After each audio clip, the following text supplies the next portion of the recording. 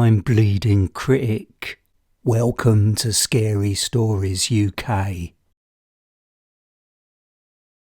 Return of the Google Maps Killer.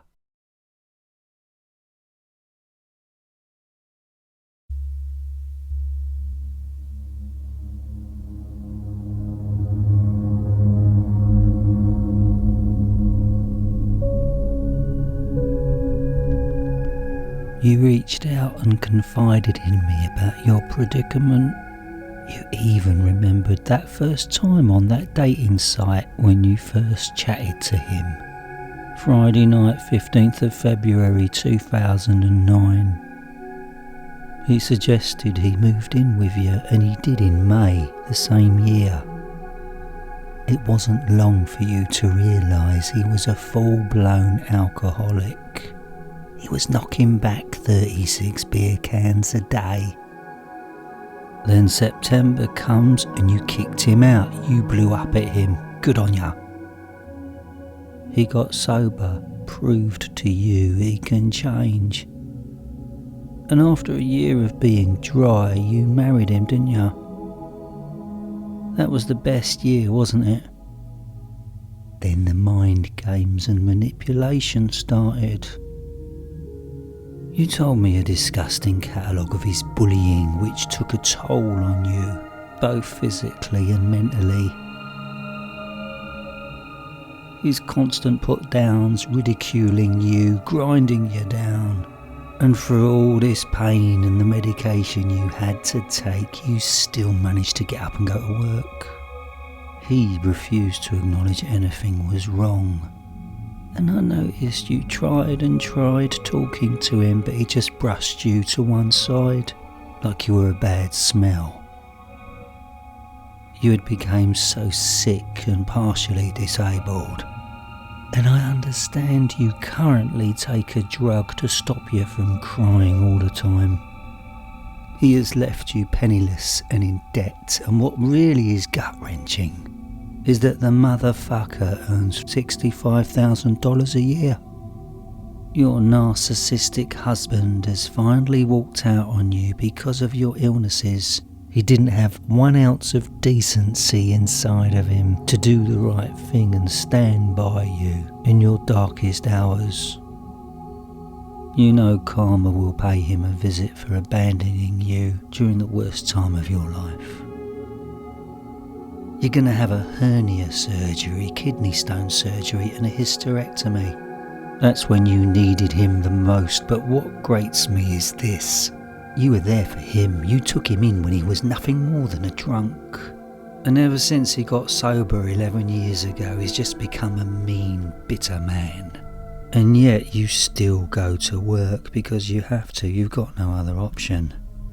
Your back is riddled with arthritis, your hips and knees the same, and you don't have the use of your left hand and arm due to nerve damage.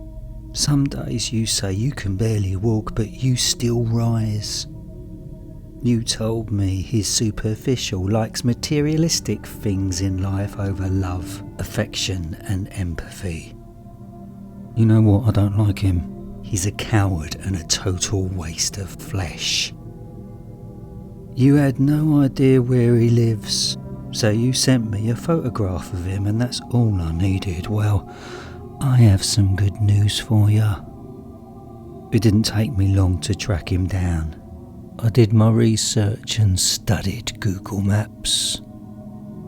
I had a conversation with him. His tears flowed, not for realising he seriously messed up with you. He started crying when I told him about what I planned for him. I didn't physically touch him at first. The long needle did the work. The syringe, full of a very special chemical that basically paralysed him. He was a floppy rag doll, and then I went to work. Right now, and forever, he has a lack of control of his bladder and bowels.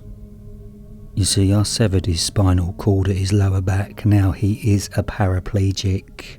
He can't voluntarily move his legs or feet, He's gaining weight fast and is incredibly depressed, in chronic pain, and very, very lonely. Thanks for telling me all about him. Karma got him in the end, and I'm very proud to have been an important part of it.